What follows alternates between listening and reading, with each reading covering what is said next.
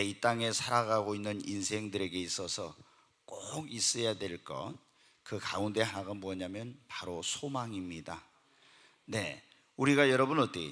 왜 소망이 있어야 하냐? 소망이 있어야 희망이 넘치는 그런 삶을 살 수가 있어요. 또 소망이 있어야 우리가 행복한 그런 인생이 되고, 소망이 있는 사람만이 자신의 그런 인생 가운데 고난이나 시련이나 어려움이 찾아왔을 때 그것을 이겨낼 수가 있습니다. 소망이 있는 사람만이 어려움 중에도 인내할 수가 있어요. 그래서 성경에 보면 사도 바울이 고린도 교회 성도들에게 편지를 보내면서 믿음, 소망, 사랑, 이 세 가지는 항상 있을 것인데 그랬어요. 여러분에게도 믿음, 소망, 사랑이 항상 있으시기를 바랍니다. 여러분의 가정에도 믿음이 충만하고 소망이 넘치고 사랑이 충만한 가정이 되시기를 주의 이름으로 축원합니다. 우리의 마음 안에도, 이 꿈의 교회도 믿음이 소망이 넘치고 사랑이 충만해야 합니다. 우리에게 꼭 필요한 것 가운데 하나가 바로 소망이라고 하는 거예요. 여러분, 그런데 오늘날 많은 사람들이 소망이 없이 인생을 살아가고 있어요. 여러분, 우리가 소망이 있습니까? 물어보면 목사님, 저는 소망이 없습니다. 왜 소망이 없느냐고 물어보면 어떤 사람은 실패해서 소망이 없대요. 나는 사업에 실패했는데 재기할 힘과 능력이 없습니다. 도와줄 사람도 없습니다. 그래서 나는 소망이 없습니다. 또 어떤 사람은 행복한 그런 가정을 꿈꾸고 결혼했는데 이제 가정이 깨어지는 그런 아픔과 고통을 경험한 거예요. 그래서 다시 이 가정을 회복하고 싶지만 자기의 힘과 능력으로 이 가정을 회복할 수 없기 때문에 자기에게 소망이 없대요. 또 어떤 사람은 이제 요즘 경기가 안 좋아서 직장에서 잘리게 된 거예요. 또 시험을 열심히 공부해서 준비했는데 그 경쟁률을 뚫지 못해서 번번이 실패하고 떨어졌습니다. 인생에 실패했는데 나에게 무슨 소망이 있겠습니까? 그래서 소망이 없다는 거예요. 또 어떤 분은 자기가 어떤 지금 의학으로 고칠 수 없는 그런 병, 불치병, 난치병, 이런 병이 있어서 나는 너무나 고통스러워서 소망이 없대. 또 아니면 병원에 갔으니까 당신은 암입니다. 그리고 사형 선고를 받았는데 이 병을 고칠 수가 없기 때문에 자기는 이제 소망이 없는 가운데서 하루하루를 살아가고 있다고 하는 그런 분도 있습니다. 또 어떤 분은 내 힘과 능력으로 해결할 수 없는 문제를 만났는데 이 해결할 수 없는 문제 앞에서 어찌할 바를 알지 못하고 절망하고 낙심하는 거예요. 또 동서남북 모든 길이 다 막혀 있어서 저에게는 소망이 없습니다. 또 어떤 사람은 자신의 자녀를 변화시켜 보려고 하는데 변화가 안 됩니다. 아내가 변화되길 원하는데 아내가 남편이 변화되지 않습니다. 가정을 좀 바꿔보려고 변화시켜 보려고 해도 안 되는 거예요. 그래서 이 자신의 그런 자기 자신 혹은 자녀나 남편이나 아내나 가정을 변화시켜 보려고 하는데 도저히 어떤 인간의 힘으로 능력으로 교육이나 무엇으로도 안 되기 때문에 이제 그런 변화에 대한 그런 소망을 이제는 포기했다는 거예요. 또 어떤 분은 나는 나이가 너무 많아서 이 나이에 무슨 소망이 있겠습니까? 연세가 많으신 분들은 그럽니다. 제가 이제 죽을 날만 기다리고 있는데 무슨 소망이 있냐고. 또 어떤 분은 큰 죄를 지어서 나는 하나님께 버림을 받았기 때문에 하나님이 나를 용서해 주지 않을 것이기 때문에 나는 더 이상 소망이 없습니다. 그런가 하면 어떤 분은 기대했던 일이 기대대로 안 돼서 그것 때문에 자기에게는 소망이 없대요. 그런가 하면은 또 다른 분은 인생의 큰 환난을 만나서 자신의 인생의 유업처럼 소중한 것을 다 잃어버렸대요. 물질도 잃어버리고 명예도 잃어버리고 건강도 잃어버리고 사람도 잃어버리고 친구도 잃어버리고, 욥이 그랬잖아요. 이렇게 자신의 인생의 소중한 것을 다 잃어버려서 나에게는 소망이 없다고 그럽니다. 많은 분들이 오늘날 인생을 살아가는 데 있어서 꼭 필요한 것이 소망인데 소망이 없이는 우리가 희망찬 인생을 살 수 없고, 소망이 없이는 행복한 인생을 살 수 없고, 소망이 없이는 인생의 어떤 시련과 고난을 이길 수 없고, 소망이 없이는 어떤 어려움이 왔을 그걸 극복해낼 수가 없는데, 소망이 없이 살아가고 있다는 거예요. 여러분, 오늘 우리가 읽은 에스라서 10장에 보면은 이스라엘 이 백성들의 그때의 상황이 어땠냐? 그러면 여러분, 우리가 아는 대로 이스라엘은 하나님께 특별히 선택받은 그런 선민이었습니다. 그런데 이 사람들이 어떻게 돼? 하나님 말씀대로 안 살고 우상 숭배하고 죄짓고 범죄하고 타락함으로 하나님께서 그들을 징계하시고 심판을 내렸어요. 그래서 그 옆에 바벨론이라는 강대국의 침략을 받게 하셨어요.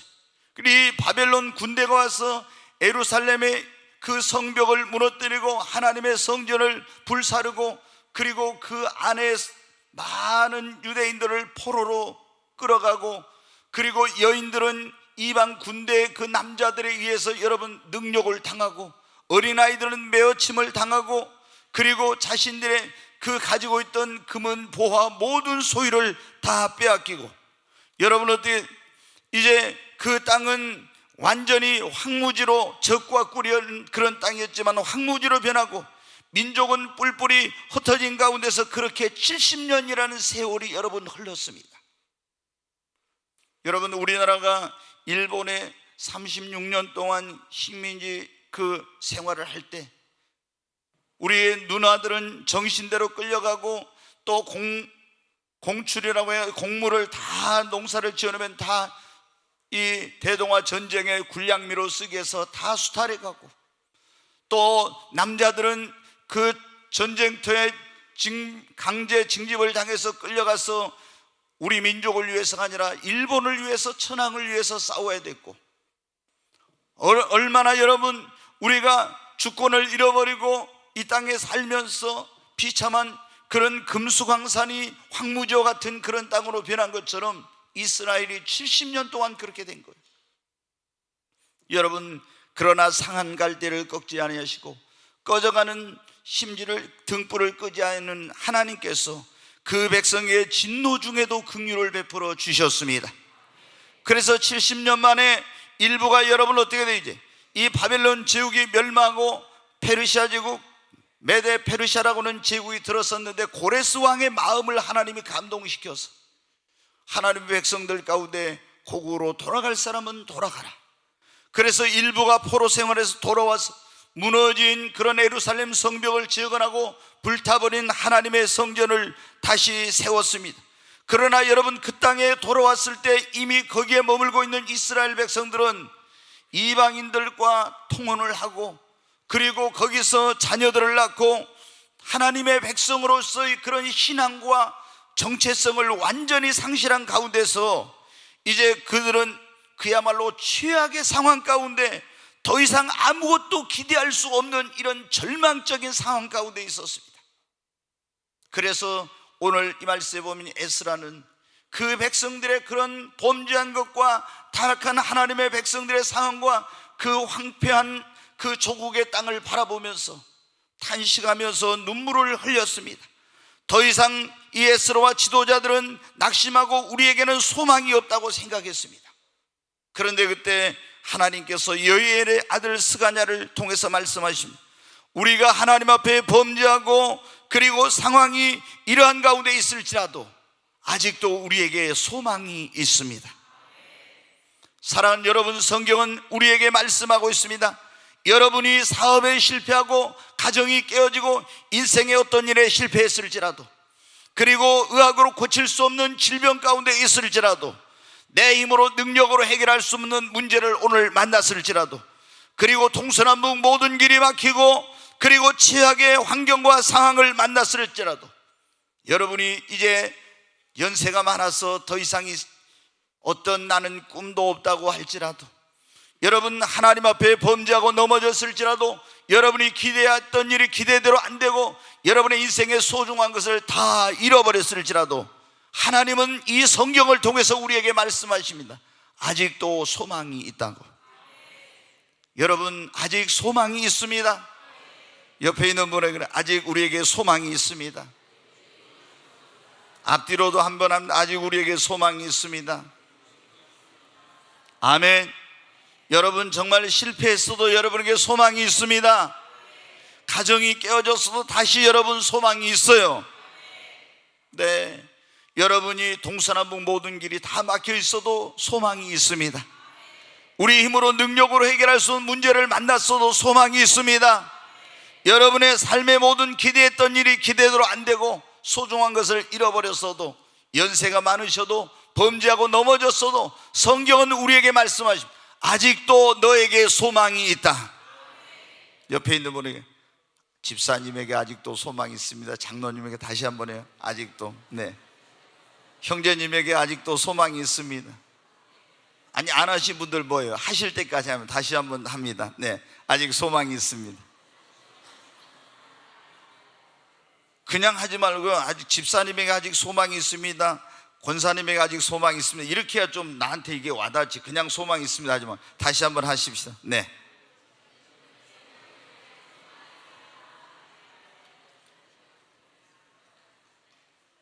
어떤 분은 그럴 거예요. 여러분 가운데 그런 분들이 있을 거예요. 목사님이 내 상황이라면은, 내 처지라면은 목사님도 그런 말 못할 거예요. 어떻게 이런 가운데서 소망이 있을 수가 있냐고. 여러분, 이스라엘 백성들을 여러분 어때요? 얼마나 그 인간적인 그런 눈으로 볼 때 절망적이고 소망을 가질 수 없는 상황이었어요. 그래서 우리는 이제 소망이 없다, 모든 것이 끝났다. 그런데 하나님께서 여이엘의 아들 스가냐를 통해서 뭐라고 하냐? 아직도 소망이 있습니다. 여러분, 우리가 그런 말 있잖아요. 인간의 절망은 하나님의 기회라고. 여러분, 아직도 우리에게 소망이 있습니다. 왜 우리가 실패했어도, 왜 우리 힘으로 능력으로 해결할 수 없는 문제를 만났어도, 의학으로 고칠 수 없는 질병을 만났어도, 그리고 내가 범죄하고 넘어졌어도, 동서남북 모든 길이 막혔어도, 여러분 기대했던 일이 기대대로 안 되고 내 인생의 소중한 것을 다 잃어버렸을지라도, 여러분 왜 우리에게 소망이 있습니까? 우리가 믿는 하나님은 전능하신 하나님이기 때문에. 아멘. 우리가 믿는 하나님은 죽은 자를 살리시며 없는 것을 있게 하시며 말씀으로 천지와 만물을 창조하신 창조주 하나님이시기에, 그분이 해결 못할 문제가 있습니까? 그분이 고치지 못할 병이 있습니까? 그분이 변화시키지 못할 그런 여러분 사람이 있습니까? 사람은 할 수 없으되 하나님은 다 하실 수 있습니다. 여러분이 지금 어떤 환경, 어떤 상황 가운데, 어떤 문제 가운데, 어떤 질병 가운데 있을지라도 전능하신 하나님 앞에 나와서 그 하나님을 나의 아버지, 나의 하나님으로 믿으면 여러분에게 소망이 있는 것입니다. 여러분, 하나님 앞에 나오시기를 바랍니다. 하나님은 우리의 절망을 희망으로 바꿔주십니다. 우리의 불행을 행복으로 바꿔주십니다. 실패를 성공으로 바꾸시는 하나님이십니다. 우리 힘으로 능력으로 할 수 없는 것을 행하시는 분이 우리 아버지 하나님이십니다. 여러분, 우리가 내 힘으로 내 능력으로 안 되지만은, 이런 상황을 돌파할 수 없고 이 문제를 해결할 수 없지만은, 그러나 전능하신 하나님을 자기의 아버지로 믿는 사람은 아직 소망이 여러분 있습니다. 하나님은 여러분을 결코 버리지 않습니다. 하나님은 여러분을 결코 떠나지 않습니다. 여인이 어찌 자기 태선한 아들을 잊을 수가 있겠느냐? 그러나 그들은 혹시 잊을지라도 나는 결코 너를 잊지 아니하리라. 내가 결코 너를 버리지 아니하고 너를 떠나지 아니하리라. 여러분, 우리가 예수를 믿고 하나님의 자녀가 되었다면 우리는 최악의 상황 속에서도 여러분 절망이 아니라 희망이 있습니다. 그 가운데서도 우리는 소망을 가질 수가 있는 것입니다. 왜? 우리가 믿는 하나님, 우리 아버지는 전능하신 하나님이니까. 그래서 여러분, 어떻게 아직 이런 내가 최악의 상황, 이런 가운데 있을지라도 지금 하나님께서 스가랴를 통해서 그 정말 절망적인 꿈과 소망을 가질 수 없는 에스라와 이스라엘 백성들에게 뭐라고? 아직도 소망이 있습니다. 여러분, 아직도 여러분에게 소망이 있어요.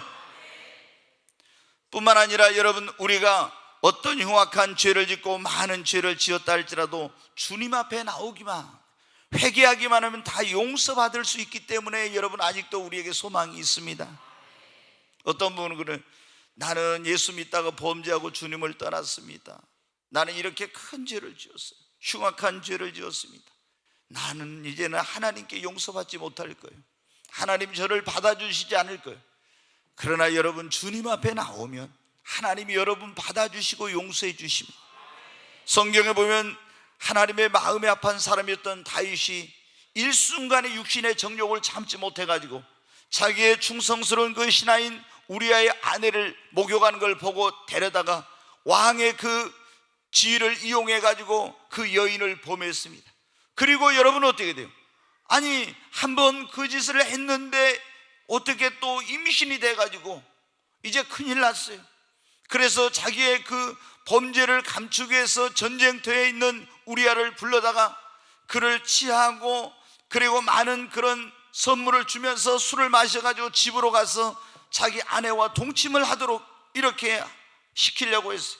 그런데 우리아는 어떻게 합니까? 전쟁터에서 지금 자기의 그 동료들은 피를 흘리며 싸우고 있는데 내가 어찌 아내와 함께 가서 이런 편안하게 잠을 자면서 이걸 할 수 있냐? 그래서 여러분은 어떻게 해요? 집으로 가지를 않는 거예요. 몇 날 며칠을 그렇게 해도 다윗의 그런 기대대로 되지 않았어요.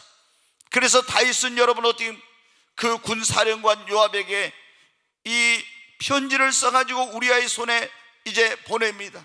그래서 우리아가 너에게 오거든 우리아를 가장 격렬한 전쟁의 최전방에 내보내서 그를 전사를 시키라고 합니다. 그래가지고 여러분은 어떻게 돼요? 우리아가 이제 전쟁터에 아주 가장 그런 격렬한 그 전투의 최전방에 나갔다가 적의 화살에 맞아서 거기서 전사를 하게 되었어요. 그 소식을 듣고 다윗은 우리아 아내 밧세바를 자기의 아내로 데려다가 이제 삼습니다. 그런데 얼마나 여러분 무서운 죄를 지었습니까? 간음죄를 지었습니다. 살인죄를 지었습니다. 다른 사람의 아내를 빼앗는 그런 도둑질을 하는 이런 죄를 범했습니다.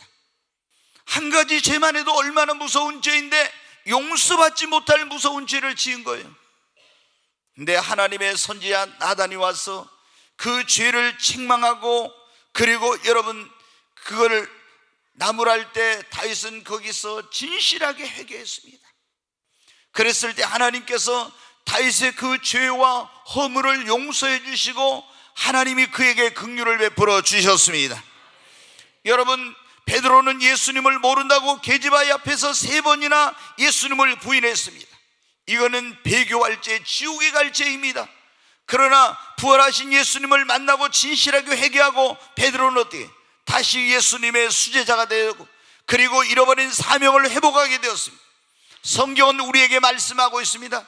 우리가 아무리 흉악한 죄를 짓고 큰 죄를 짓고 많은 죄를 지었을지라도 우리가 주님 앞에 나와서 우리 죄를 자백하고 또 우리의 죄를 회개하면 하나님은 미쁘사 우리 모든 죄를 사하시며 모든 불의에서 우리를 깨끗게 해주신다고. 여러분, 죄가 많아서 지옥에 가는 것이 아닙니다. 우리가 주님 앞에 나와서 회개하지 않기 때문에 하나님은 하나님 앞에 오는 자를, 주님은 뭐라고 말씀?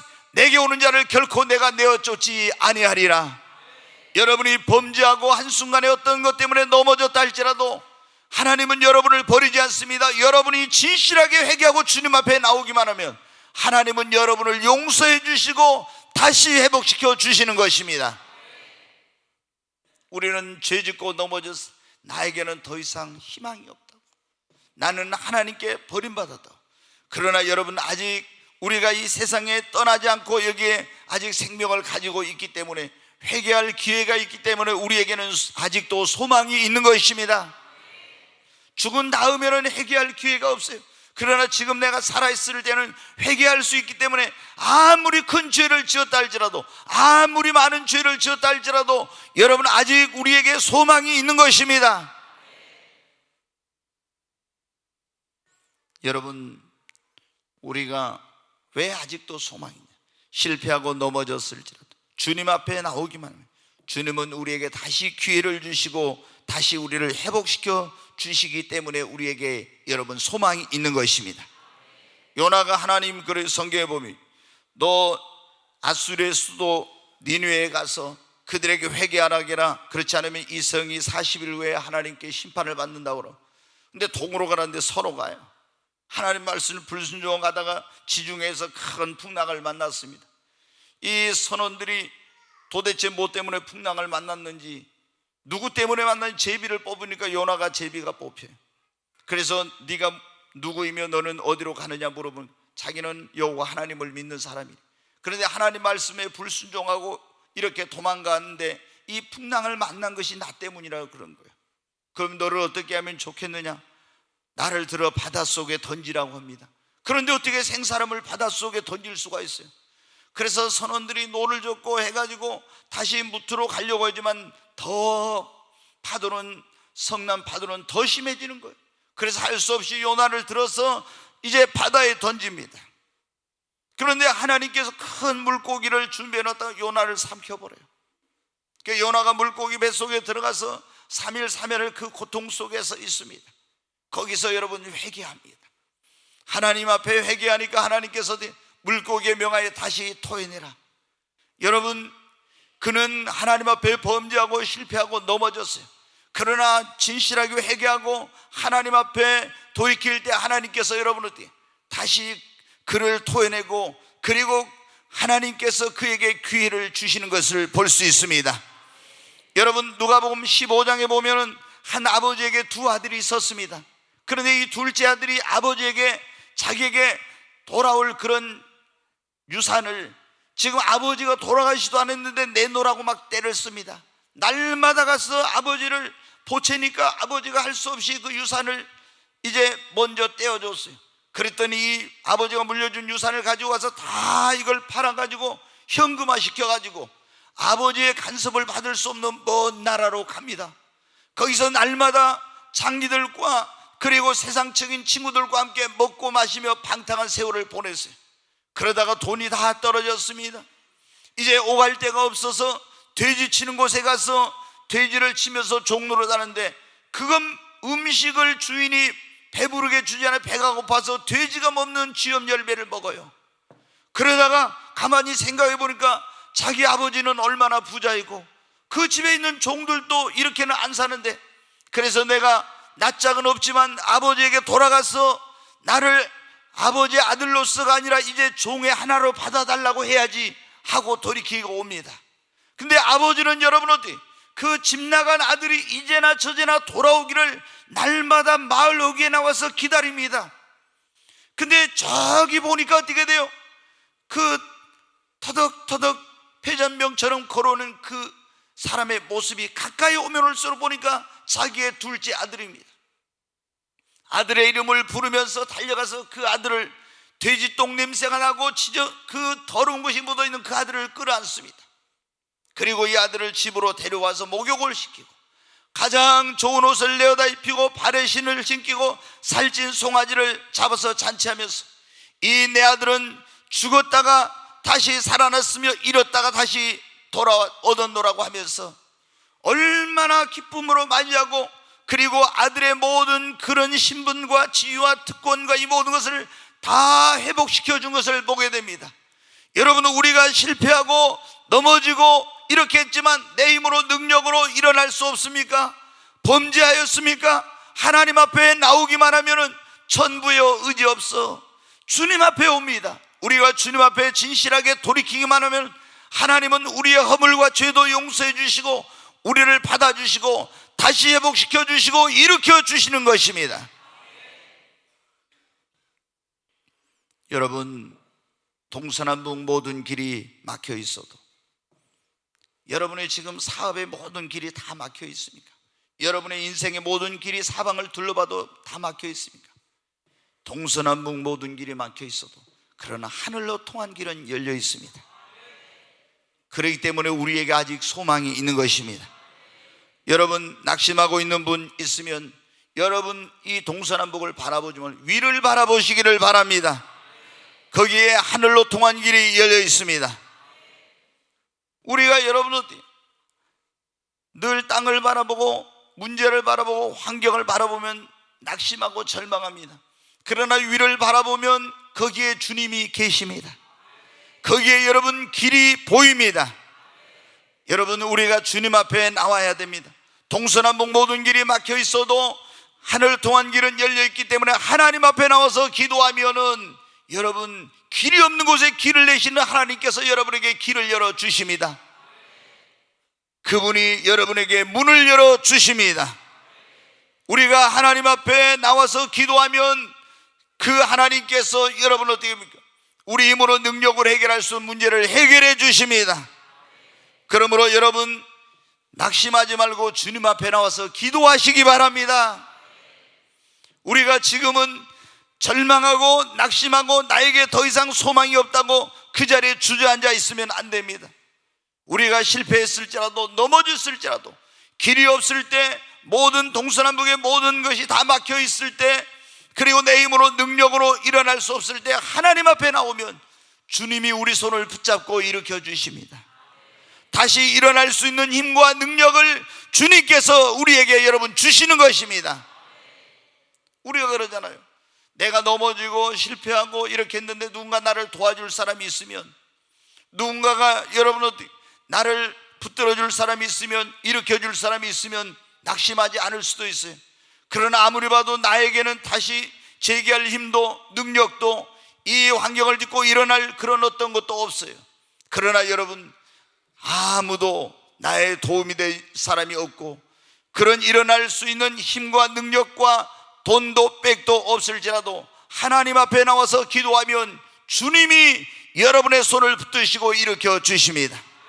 다시 실패의 자리에서 일어날 수 있도록 힘을 주시고 하나님께서 여러분에게 능력을 주십니다. 여러분 우리가 왜 낙심한다고 했어요? 실패하고 나서 그 소망이 없다.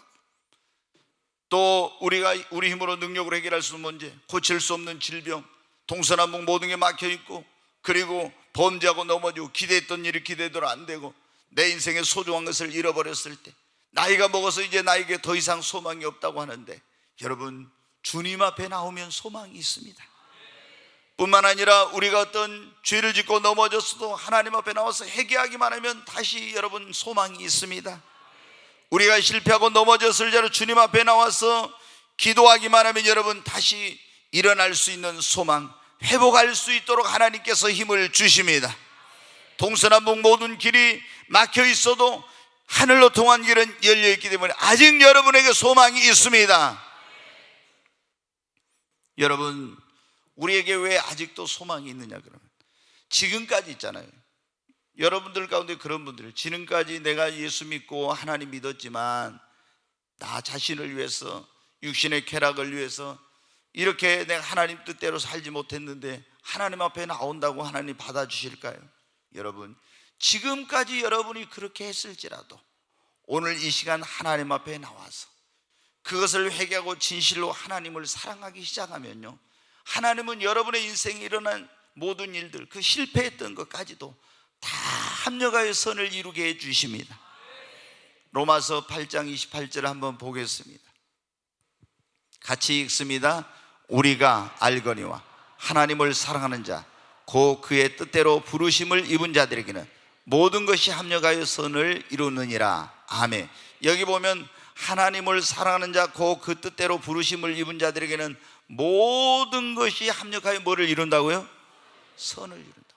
여러분이 실패한 것, 잘못하고 넘어졌던 것, 이런 여러분의 삶에 불행했다고 이건 좋지 않는 것이라고 여겼던 그런 일까지도 여러분이 중심으로 진심으로 하나님을 사랑하면요, 그 모든 것을 다 합력해서 하나님께서는 여러분에게 유익이 선이 되게 해주십니다. 여러분 우리가 진실로 하나님을 사랑하면요, 하나님께서 내 인생에 일어나는 모든 것들이 합력하여 선을 이루게 해주시고, 그리고 전화위복의 역사를 해주십니다. 우리가 여러분 어떻게, 그래서 저도 살아가면서 어떻게 돼요? 목회하면서 인생을 살아가면서 왜 제가 실수를 안 하겠습니까? 실수할 때도 있고 넘어질 때도 있고 실패할 때도 있고 내 힘으로 내 능력으로 할 수 없는 일을 만날 때도 있죠. 그럼 내 힘으로 능력으로 할 수 없는 일을 만날 때 여러분 어때요? 하나님 앞에 나오고 기도하죠. 근데 내가 실수하고 실패하고 넘어졌을 때 어때요? 얼마나 내 마음이 무너져 내리고 때로는 내 자신에 대해서 실망하면서 내가 이런 인간밖에 안 된가? 이 정도밖에 안 되는가? 그러면서 내가 어떻게 이런 사람이 하나님의 사람이라고, 하나님의 종이라고, 하나님의 일을 한다고 할 수 있어? 이런 막 낙심된 그런 마음이 들려고 할 때 있어요. 근데 그때 여러분 이 로마서 8장 28절 우리가 알거니와 하나님을 사랑하는 자, 그 뜻대로 부르심을 입은 자들에게는 모든 것이 합력하여 선을 이루느니라. 내가 이렇게 실수하고 허물투성이고 넘어지고 부족하지만 그러나 내 중심에 진심으로 하나님을 사랑하면 하나님께서는 이 모든 것을 합력하여 선을 이루시는구나. 그리고 소망을 갖고 일어납니다. 그리고 진짜 내가 하나님을 더 사랑하고 하나님을 더 기쁘시게 하는 그런 삶을 살려고 합니다. 내가 그때 실수하고 넘어지고 부끄러웠던 그런 일들이 나중에 시간이 지나서 어떻게 돼요? 오히려 그것이 나에게 유익이 되고 합력하여 선을 이루게 되는 겁니다. 여러분, 오늘 여러분 가운데 실패해서 또 사업에 실패하고 결혼 생활에 실패하고 또 여러분이 어떤 시험에 실패하고 직장에서 어떤 그런 회사가 지금 경기가 안 좋으니까 그만둬야 되고 모든 길이 막히고 막막하고 이런 분들, 여러분 환경을 보고 낙심하지 마십시오. 여러분이 믿음의 주요 또 온전케 하시는 주님을 바라보십시오. 여러분, 우리가 환경이나 문제만 바라보면요 낙심밖에 안 돼요. 시편 기자가 시편 42편 43편에 보면 그런 말씀이 나와요. 내 영혼아, 네가 어찌하여 낭망하며 어찌하여 불안하여 하는고 너는 네 얼굴을 도우시는 내 하나님을 바라볼지어다. 이 시편 기자도 환경을 보면서 얼마나 낙심하고 얼마나 불안했는지 모릅니다. 그런데 이제 한순간 깨닫게 됩니다. 네가 어찌하여 낭망하며 어찌하여 불안하여 하는고 너는 네 얼굴을 도우시는 하나님을 바라보라고. 여러분, 우리가 정말 문제만 바라보고 환경만 바라보면 낙심하고 실망하고 절망하게 됩니다. 그러나 우리가 믿음의 눈으로 전능하신 주님을 바라보게 되면 절망은 소망으로 바뀝니다. 아멘. 여러분이 환경이나 문제를 바라보지 말고 이런 어려운 일을 만났을 때 여러분 눈을 들어서 주님을 바라보시기를 바랍니다. 그리고 낙심하지 말고 주님을 바라보고 소망을 가지고 믿음을 가지고 하나님 앞에 여러분 기도하세요. 믿음의 기도는 위대한 역사를 가져옵니다. 여러분, 우리가 환경을 보고 문제를 바라보고 어떤 넘어지고 실패한 것 때문에 낙심하지 않고 주님을 바라보고 그래도 아직 소망이 있다고 믿고 하나님 앞에 나와서 기도하면 하나님이 그때부터 역사하십니다. 하나님이 여러분의 마음에 위로를 주십니다. 그래, 너 다시 일어날 수 있다고 하는 그런 나에게 그런 회복의 은혜를 주십니다. 용기를 주십니다. 그리고 하나님께서 길이 없는 곳에 길을 내시고 다시 일어날 수 있는 힘과 능력을 여러분에게 주십니다. 중요한 것은 그거예요. 나에게 어떤 길이 열리지 않았어도 하나님이 그래 할 수 있다 하면 된다는 그런 믿음과 확신과 그런 힘과 능력과 담대함과 용기를 주면 되는 것입니다. 여러분이 그런 믿음을 가지고 하나님 앞에 기도하고 그래 나는 일어날 수 있어, 나는 다시 우리 가정은 새로워질 수 있어, 나는 이 실패를 딛고 일어날 수 있어 하면서 여러분 하나님을 믿고 나아가면은 하나님께서 여러분의 믿음대로 역사해 주시는 것입니다. 네 믿음대로 될지어다. 내가 안 된다고 하면 하나님이 역사하지 않습니다. 하나님은 내 믿음 이상도 내 믿음 이하도 아닙니다. 하나님은 내 믿음대로 네 믿음대로 될지어다. 그래서 여러분은 할 수 없는 가운데서 전능하신 하나님을 믿기 때문에 할 수 있다고 믿으십시오. 안 될 것 같은 가운데서 된다고 믿으시기 바랍니다. 그리고 여러분이 넘어지고 실패했어도 이 모든 것을 하나님께서 합력하여 선을 이루신다고 믿으시기 바랍니다. 여러분의 믿음대로 됩니다. 성경 사무엘상 30장 한번 보겠습니다. 네, 30장 1절부터 같이 한 절씩 읽습니다. 다윗과 그의 사람들이 사흘 만에 시글락에 이른 때 아말렉 사람이 이미 네겝과 시글락을 침노하였는데 그들이 시글락을 쳐서 불사르고 거기에 있는 젊거나 늙은 여인들은 한 사람도 죽이지 아니하고 다 사로잡아 끌고 자기 일로 갔더라. 다윗과 그의 사람들이 성읍에 이르러 본즉 성읍이 불탔고 자기들의 아내와 자녀들이 사로잡혔는지라. 다윗과 그와 함께한 백성이 울 기력이 없도록 소리를 높여 울었더라. 다윗의 두 아내 이스라엘 여인 아히노암과 갈멜 사람 나발의 아내였던 아비가일도 사로잡혔더라. 백성들이 자녀들 때문에 마음이 슬퍼서 다윗을 돌로 치자 하니 다윗이 크게 다급하였으나 그의 하나님 여호와를 힘입고 용기를 얻었더라. 네, 일단 여기까지 봐. 여러분, 우리가 다윗이라는 사람들 교회를 좀 다니신 분은 잘 알 거예요.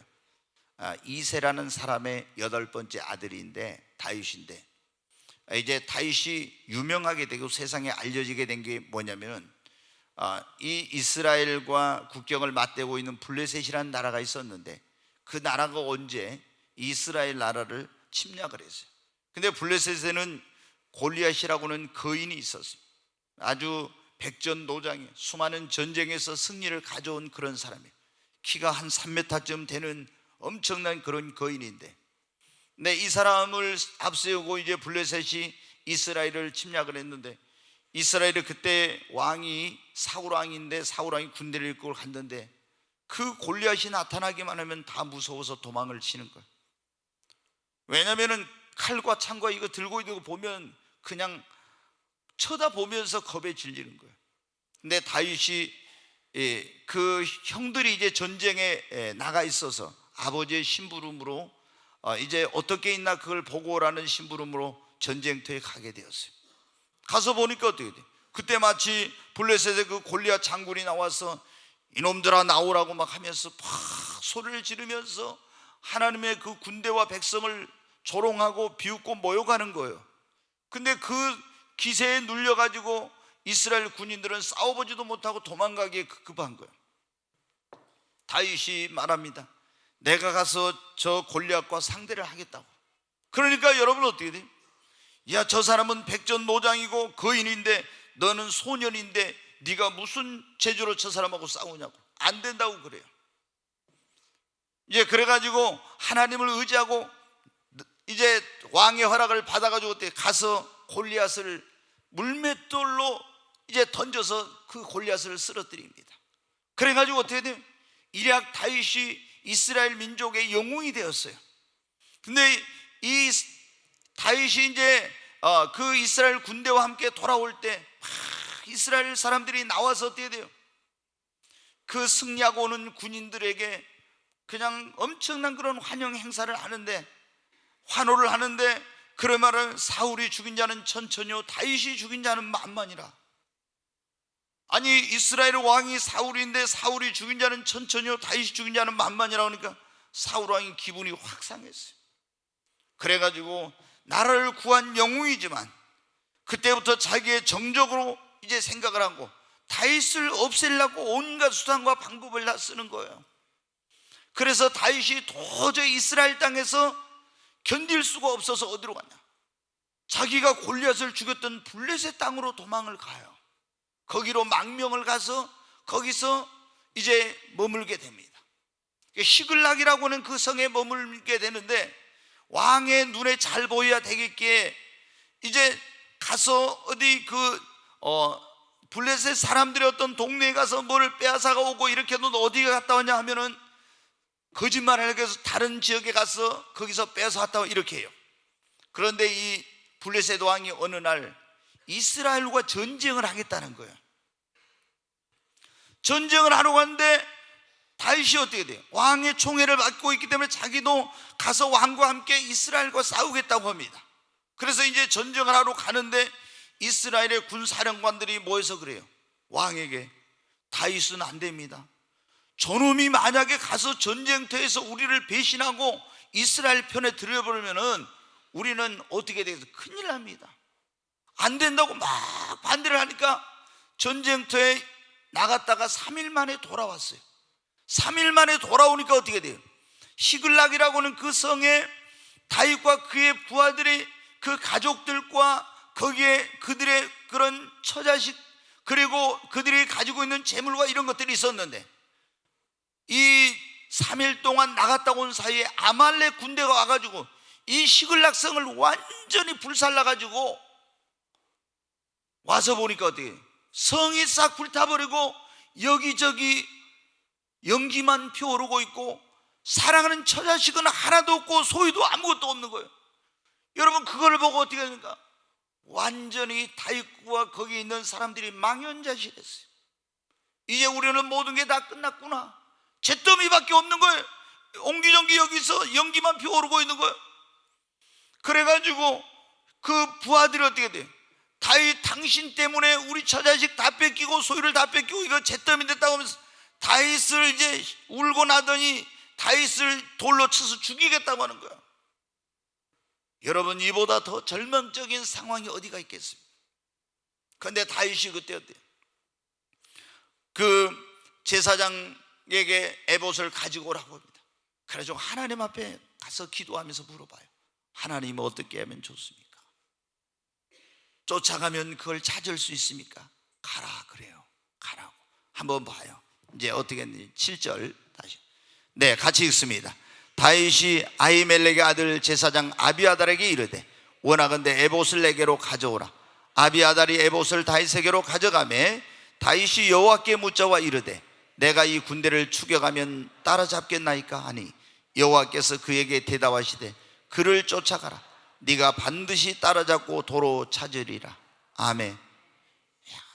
처자식 다 잃어버렸죠. 잿더미로 변했죠. 모든 소유를. 얼마나 여러분 절망적인 상황입니까? 그리고 이제 자기를 믿고 따랐던 그 부하들까지도 돌을 쳐서 자기를 죽이려. 이보다 더 절망적인 상황이 어디가 있겠어요? 근데 그때 뭘 했어요?